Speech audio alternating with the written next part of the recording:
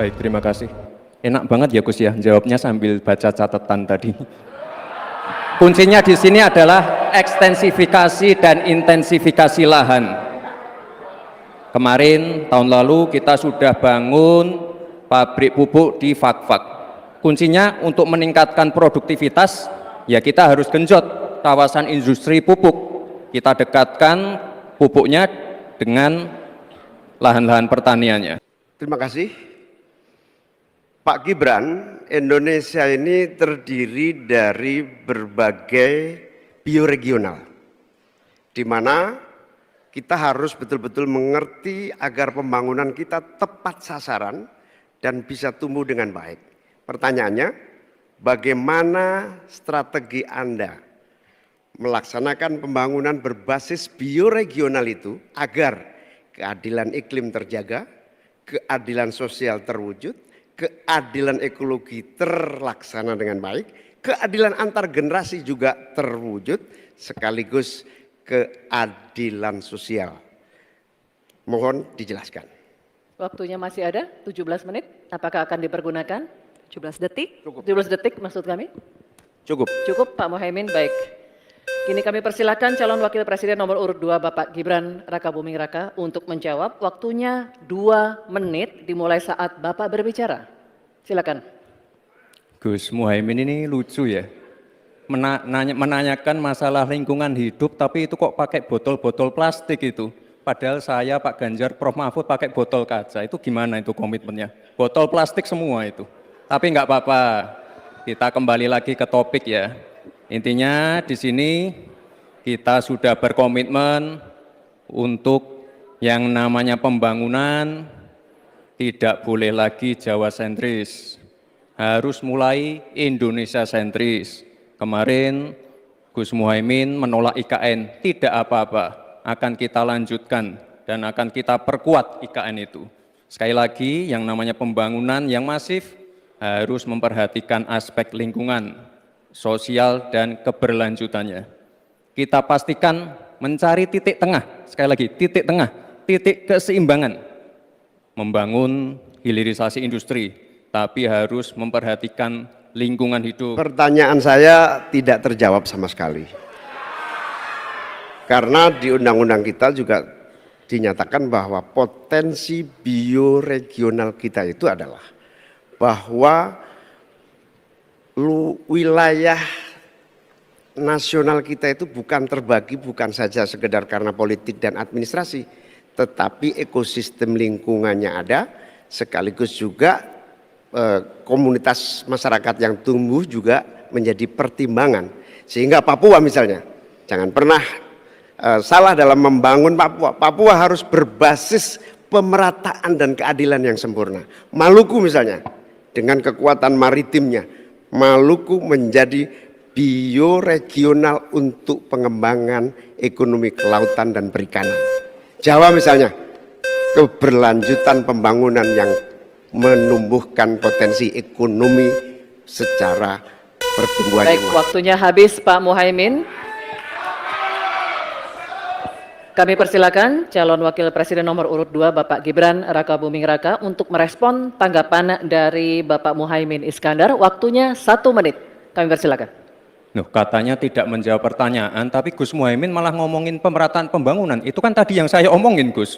Pemerataan pembangunan yang tidak lagi Jawa sentris, harus Indonesia sentris. Pembangunan IKN sebagai simbol transformasi pembangunan Indonesia, Papua, dan lain-lain. Itu kan tadi udah saya jawab. Intinya sekali lagi, pembangunan tidak boleh lagi Jawa sentris, harus lebih memperhatikan masyarakat terutama yang ada di luar Jawa, biar bisa merasakan akses konektivitas yang lebih baik lagi, menurunkan inflasi, menurunkan Gini rasio, meningkatkan peluang kerja, menumbuhkan titik pertumbuhan ekonomi baru. Itu tadi kan udah saya jawab, Gus. Mungkin Gus Muhaimin juga tidak paham dengan pertanyaan yang diberikan ke saya. Mungkin itu kan dapat contekan itu dari Pak Tom Lembong mungkin ya. Terima kasih.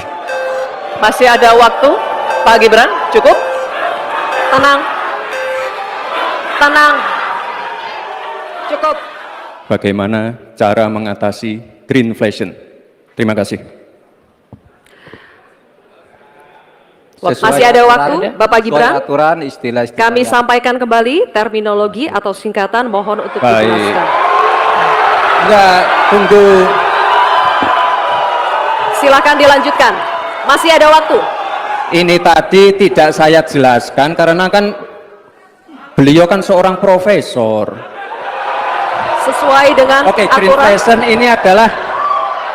greenflation adalah inflasi hijau. Sesimpel itu. Waktunya masih ada, Bapak Gibran, cukup. Kami persilakan kepada calon wakil presiden nomor urut 3, Bapak Mahfud MD untuk menjawab. Waktu Bapak 2 menit, silakan. Baik, untuk mengatasi inflasi hijau. Apa sih inflasi hijau? Itu kan ekonomi hijau.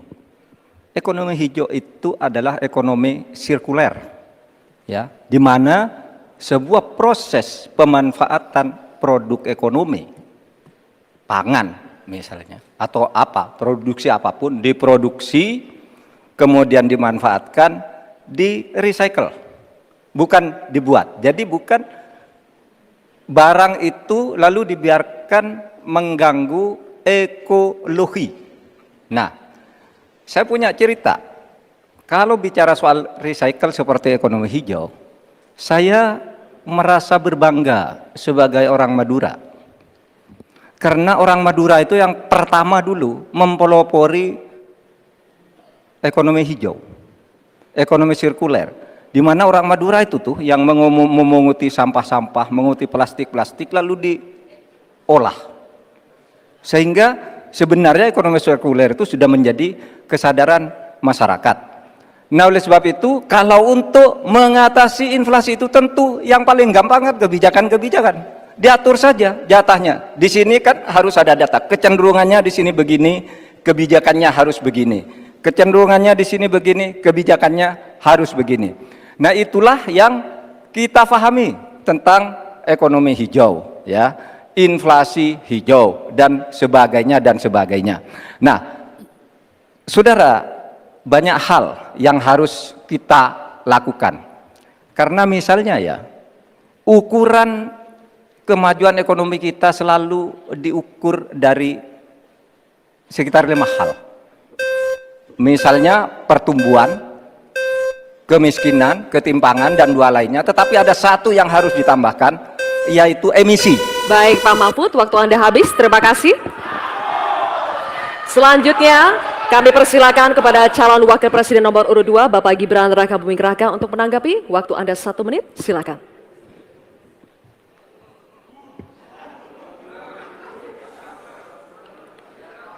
Saya lagi nyari jawabannya Prof. Mahfud.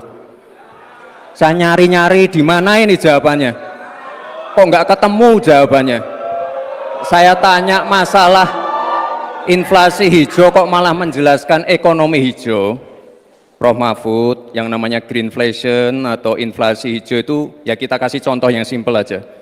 Demo rompi kuning di Perancis. Bahaya sekali. Sudah memakan korban. Ini harus kita antisipasi, jangan sampai terjadi di Indonesia. Kita belajar dari negara maju. Negara maju aja masih ada tantangan-tantangannya. Intinya transisi menuju energi hijau itu harus super hati-hati. Jangan sampai malah membebankan R&D yang mahal, proses transisi yang mahal ini kepada masyarakat, pada rakyat kecil. Itu maksud saya inflasi hijau, Prof. Mahfud. Terima kasih. Masih ada waktu, Pak Gibran? Cukup? Baik, Pak Buming Raka, waktu Bapak 1 menit dimulai ketika Bapak berbicara. Silakan. Saya juga ingin mencari itu jawabannya ngawur juga itu. Gila ini. Ngarang-ngarang ndak karuan mengkaitkan dengan sesuatu yang tidak ada, gitu ya. Begini loh, kalau akademis itu gampangnya kalau bertanya yang kayak gitu-gitu tuh recehan, gitu. Recehan. Oleh sebab itu tidak layak dijawab menurut saya. Dan oleh sebab itu saya kembalikan saja ke moderator. Ini tidak layak dijawab pertanyaan kayak gini. Tidak ada ini jawabannya. Terima kasih. Cukup buat Pak Mahfud? Masih ada waktu, Bapak? Saya kembalikan. Cukup ya? Baik. Saya kembalikan. Tidak ada gunanya menjawab. Ya. 1 menit dimulai ketika Anda berbicara. Silakan. Baik, terima kasih Gus Muhaimin. Paslon nomor 1 dan tim suksesnya sering menggaungkan LFP, lithium ferrofosfat. Saya nggak tahu ini pasangan nomor 1 ini anti nikel atau gimana? Mohon dijelaskan. Masih ada waktu, Pak Gibran, apakah akan digunakan? Akan saya gunakan apabila pertanyaannya belum jelas. Bagaimana Gus? Cukup? Saya jelaskan juga nggak apa-apa. Singkatan dan terminologi mohon dijelaskan, Mas LFP, Gibran. lithium ferrofosfat. Tadi sudah saya bilang kan, Apa? lithium ferrofosfat. Itu Lithium. sering digaungkan Pak Tom Lembong itu. Lithium ferrofosfat. Baik. Masih ada waktu untuk menjelaskan atau cukup? Cukup? Baik. Sekarang kami persilakan kepada calon wakil presiden nomor urut 1 Bapak Muhaimin Iskandar untuk menjawab. Waktu Bapak 2 menit dimulai ketika Anda berbicara. Silakan. Terima kasih. Tenang Pak Gibran. Semua ada etikanya. Termasuk kita diskusi di sini bukan tebak-tebakan definisi, tebak-tebakan singkatan. Kita levelnya adalah policy dan kebijakan. Prinsipnya sederhana. Semua kembali kepada etika Pak Gibran. Etika, sekali lagi etika. Etika itu adalah etika lingkungan. Apapun yang menjadi kebijakan kita menyangkut produksi, pengambilan tambang sumber daya alam, juga apapun yang kita gunakan seluruh potensi bangsa ini, rujukannya adalah etika lingkungan. Komitmen kita intinya adalah keseimbangan antara meletakkan manusia dan alam. Keseimbangan ini tidak bisa ditawar-tawar agar pembangunan kita berkelanjutan, agar melibatkan semua pihak yang ada. Tidak ada satupun yang tertinggal, sehingga produksi yang kita munculkan pun dari tambang, dari litium, dari apapun itu tidak sembrono dan tidak sewenang-wenang. Bahkan yang lebih parah lagi, tidak mempertimbangkan lingkungan dan keberlanjutan masa depan. Sekali lagi, intinya bukan hanya etika lingkungan, tetapi etika bahwa forum ini adalah forum policy yang berharga. Jangan-jangan kalau kita tebak-tebakan definisi di sini, saya ragu kita ini levelnya SD, SMP, atau jangan-jangan ijazah kita palsu semua di sini. Ini yang mengagetkan. Jadi kalau tebak-tebakan, ya bukan di sini levelnya. Di sini adalah kebijakan kita untuk memimpin negara. Bapak Muhaimin, waktu Anda habis. Terima kasih. Selanjutnya kami persilakan kepada calon wakil presiden nomor urut 2 Bapak Gibran Rakabuming Raka untuk menanggapi.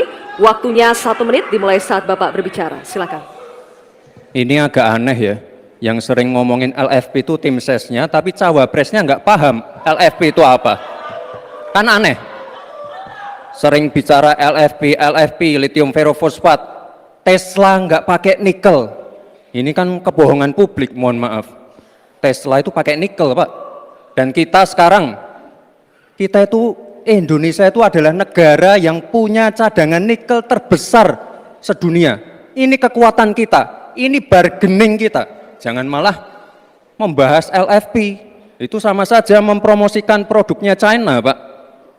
Saya nggak tahu ya, Pak Tom Lembong dan tim sesnya sering nggak diskusi dengan cawapresnya. Masa cawapresnya nggak paham? Aneh loh. Saya jelaskan sekali lagi, lithium ferrofosfat itu adalah alternatif dari nikel. Intinya ada negara yang nggak mau pakai nikel. Nah itu loh Gus yang saya maksud. Apakah Gus Muhaimin juga anti nikel? Baik, seperti Pak waktunya Tom habis. Lembong? Terima kasih Pak Gibran. Baik, kami lanjutkan. Mohon tenang dulu Bapak, Ibu. Cukup Bapak-Bapak. Bisa kita lanjutkan ya. Terima kasih. Sekarang kami persilakan kepada calon wakil presiden nomor urut 1 Bapak Muhaimin Iskandar untuk merespon tanggapan dari Bapak Gibran Rakabuming Raka. Waktu Anda 1 menit Bapak, silakan. Saya setuju bahwa potensi sumber daya alam kita harus terus kita promosikan. Tetapi harap dicatat, gara-gara kita mengeksplorasi nikel ugal-ugalan, lalu hilirisasi tanpa mempertimbangkan ekologi, mempertimbangkan sosialnya, buruh kita diabaikan, malah banyak tenaga kerja asing, dan juga yang terjadi korban kecelakaan. Di sisi yang lain, pemasukan dari nikel kita juga sangat kecil. Ini menjadi pertimbangan. Dan yang paling parah, nikel kita berlebih produknya, sehingga bukan harga tawar kita menaik, malah kemudian kita menjadi korban dari policy kita sendiri. Sementara kita masa depannya menjadi tidak jelas, di sisi yang lain kita mengorbankan lingkungan dan sosial kita, sekaligus keuntungan yang sangat terbatas bagi negara. Oleh karena itu bukan soal gegabah, ini soal keberanian dan keberpihakan. Waktunya habis, Bapak Muhaimin. Pertanyaan kepada cawapres nomor urut 2, Bapak Gibran Rakabuming Raka. Pak Mahfud, waktunya 1 menit dimulai saat Bapak berbicara. Silakan. Mas Gibran, saya menghormati Anda sebagai calon wakil presiden sehingga saya tidak akan bicara secara menjebak dan receh-receh. Saudara, pada tanggal 17 Februari 2019 dalam sebuah debat calon presiden, itu Pak Prabowo mengatakan bahwa Pak Jokowi itu menyampaikan tidak akan mengimpor komoditas-komoditas pangan jika nanti terpilih presiden. Ternyata kata Pak Prabowo nih, 4 tahun memimpin Pak Jokowi masih mengimpor dan itu merugikan banyak petani. Nanti dicek ya bahwa itu pertanyaan Pak Prabowo ke Pak Jokowi saat itu. Pak Jokowi bilang tidak akan mengimpor. Tapi sampai sekarang kita masih mengimpor banyak. Masih mengimpor banyak. Malah semakin banyak mafianya impor-mengimpor bahan pangan itu. Nah itulah sebabnya apa usul Anda untuk menyelesaikan masalah 5 tahun lalu ini. Ya. Baik. Lama. Cukup. Ini kami persilakan cawapres nomor urut 2, Bapak Gibran Rakabuming Raka untuk menjawab. Waktunya 2 menit dimulai saat berbicara. Silakan. Sepertinya Prof. Mahfud agak ngambek ya, soalnya saya sudah 2 kali memberikan pertanyaan yang sulit. Carbon capture, greenflation, selalu dikomenin pertanyaan receh. Ya kalau receh ya dijawab Pak, gitu loh, segampang itu. Oke, masalah pangan, masalah impor. 2019 sampai 2022 kita sebenarnya sudah swasembada beras. 2023 ada impor karena El Nino Pak. Dan ini terjadi di sebagian besar di belahan dunia, Pak. Kuncinya sekarang adalah bagaimana kita bisa bekerja sama melakukan ekstensifikasi, intensifikasi lahan di tingkat desa sampai tingkat nasional secara efektif. Pupuk itu kunci. Makanya kemarin ada pabrik pupuk di Fak-Fak. Ini kunci untuk meningkatkan produktivitas. Lalu mekanisasi. Ini kalau tidak ada mekanisasi, produktivitasnya tidak akan meningkat. Ada combine harvester, ada RMU. Ini wajib untuk meningkatkan produktivitas sekaligus mengurangi food loss atau food waste. Lalu tentu saja kita harus menggandeng anak-anak muda. Misalnya di Jabar sudah ada program petani milenial, ya kita juga harus mengedepankan smart farming. Kita pakai IoT untuk mengecek kesuburan tanah, pH tanah, keasaman tanah. Penting sekali itu Pak. Lalu kita pakai drone untuk menyemprotkan pestisida. Jadi memang yang namanya food estate, lahan pertanian itu adalah program jangka panjang Pak. Jadi tidak bisa dijudge sekali panen, 2 kali panen, 3 kali panen. Panen pertama, kedua, ketiga itu pasti tidak pernah 100%. Ini yang petani pasti paham. Baru nanti panen ke-6, ke-7, ke-8 baru akan kelihatan seperti apa hasilnya. Itu Pak, terima kasih dan mohon maaf sebelumnya Pak. Waktunya habis, terima kasih. Cukup. Bapak Ibu cukup. Baik, kita lanjutkan dulu. Saatnya calon wakil presiden nomor urut 3, Bapak Mahfud MD untuk menanggapi. Waktunya 1 menit saat Bapak berbicara, silakan. Pertanyaan saya bukan itu. Pertanyaannya itu, dulu Pak Prabowo bertanya, katanya Pak Jokowi tidak mau ngimpor beras. Lalu sekarang faktanya, per hari ini, catatan data ini harus dibaca ini. Impor kedelai 2 juta ton, susu 280 juta ton, gula pasir 4,7 juta ton, beras 2,8 ton, daging sapi 160 juta ton. Ini hasilnya seberapa dari hasil debat dulu yang tanggal 17 Juli itu. Perkembangannya seberapa? Semakin banyak nih angkanya, semakin banyak impornya, semakin terdiversifikasi juga, diversifikasi juga impornya dari data ini. Nah, oleh sebab itu kemudian secara lebih mendasar, saya ingin menanyakan posisi Mas Gibran dengan penuh hormat. Posisi Anda sebagai Wakil Presiden, bagaimana tentang konsep Trisakti Bung Karno terkait kemandirian ini? Baik. Selanjutnya kami persilakan Cawapres nomor urut 2 Bapak Gibran Rakabuming Raka untuk merespon tanggapan dari Bapak Mahfud MD. Waktunya 1 menit Pak, dimulai dari saat Bapak berbicara. Silakan. Terima kasih Prof. Mahfud untuk evaluasinya. Sekali lagi saya mohon maaf jika ada kata-kata saya yang salah. Tapi sekali lagi, ini harus kita evaluasi. Dan kita jangan memberikan narasi-narasi yang menakutkan kepada warga. Intinya adalah program-program yang sudah berjalan sekarang. Nomor 1 dan nomor 3 ini kan kompak, food estate gagal. Saya tegaskan sekali lagi Pak, memang ada yang gagal, tapi ada yang berhasil juga, yang sudah panen. Misalnya di Gunung Mas, Kalteng, itu sudah panen jagung, singkong. Itu Pak, cek saja nanti ininya, cek saja datanya. Intinya adalah warga jangan diberikan narasi-narasi yang menakutkan. Kita harus optimis Pak. Bapak-bapak ini adalah calon-calon pemimpin, harus optimis. Jangan memberikan narasi-narasi yang menakutkan kepada warga dan masyarakat. Waktunya masih. Baik, waktunya habis. Baik,